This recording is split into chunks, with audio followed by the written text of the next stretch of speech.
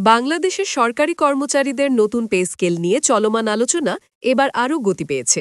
দাবি উঠেছে, যদি সরকারি কর্মচারীদের ন্যায্য বেতন নিশ্চিত করা হয় তবে দুর্নীতি স্বাভাবিকভাবেই কমে আসবে, এমনকি ৯০% পর্যন্ত হ্রাস পাওয়া সম্ভব।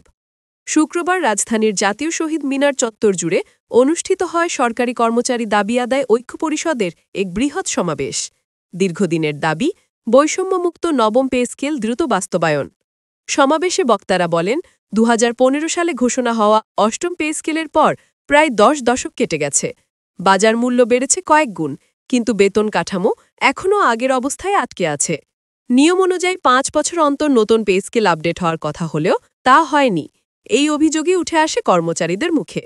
বক্তারা আরও উল্লেখ করেন, মানুষ যখন ন্যায্য বেতন পায় না তখন জীবনের মৌলিক চাহিদা পূরণ কঠিন হয়ে পড়ে, আর সেই অভাবই অনেক সময় কর্মপরিবেশে বাড়তি চাপ তৈরি করে। তাদের দাবি, দারিদ্র্য ও আর্থিক সংকট কাটালে শুধু জীবনমানই ভালো হবে না, দুর্নীতিও নাটকীয়ভাবে কমে যাবে।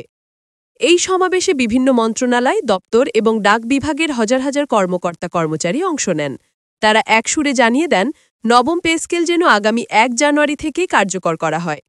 কর্মচারীদের কথাই স্পষ্ট, অর্থনৈতিক পরিবর্তন না হলে কর্মপরিবেশ কখনোই স্বচ্ছ হবে না। আর তাই নতুন পে স্কেল বাস্তবায়নকে তারা শুধু বেতন বৃদ্ধি নয়, বরং সরকারি প্রশাসনকে আরও দক্ষ ও দুর্নীতিমুক্ত করার অন্যতম বড় সুযোগ হিসেবে দেখছেন।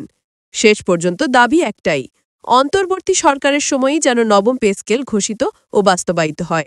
তাদের বিশ্বাস, অভাব দূর হলে দায়িত্ববোধ বাড়বে আর দুর্নীতি কমে যাবে।